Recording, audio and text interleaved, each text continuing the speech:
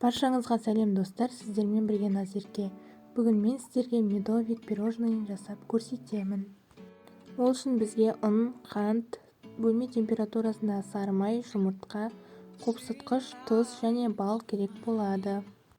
Алдымен газге қоюға болатын ыдысымызға қантты, бөлме температурасындағы сары майды және балымызды салып аламыз. Балдың қай түрі болса да жарай береді.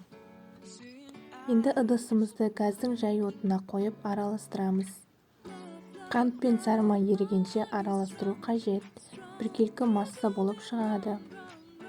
Біздің қоспамыз ерігенше екінші жақта жұмыртқаны араластыра береміз.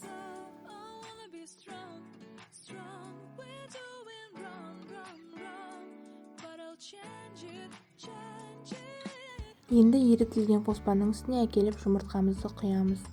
Тағы да қасықпен араластырамыз.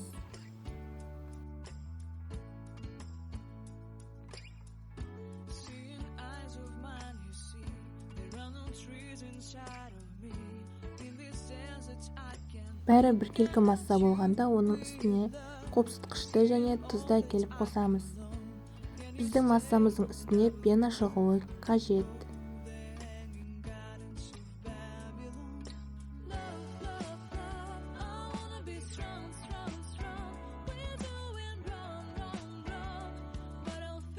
Осылай көпіршік пайда болған кезде біз массамызды оттан түсіреміз.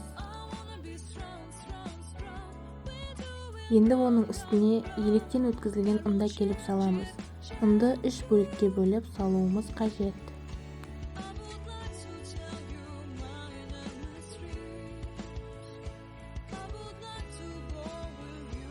Ұнды салғаннан кейін ұзақ араластыру керек, себебі ешқандай комок қалмауы қажет.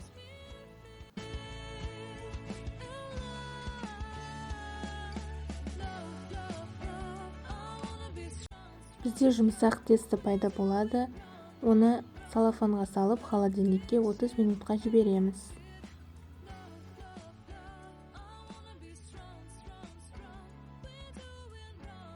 Отыз минут өткеннен кейін қамырымызды алып 3 бөлікке бөліп аламыз.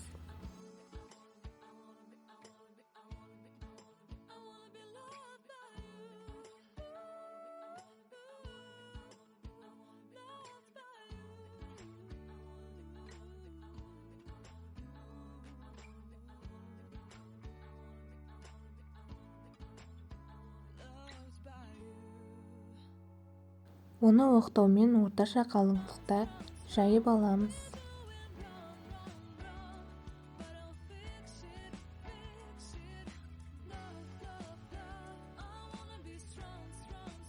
Енді қамырды дөңгелектеп бөлеміз.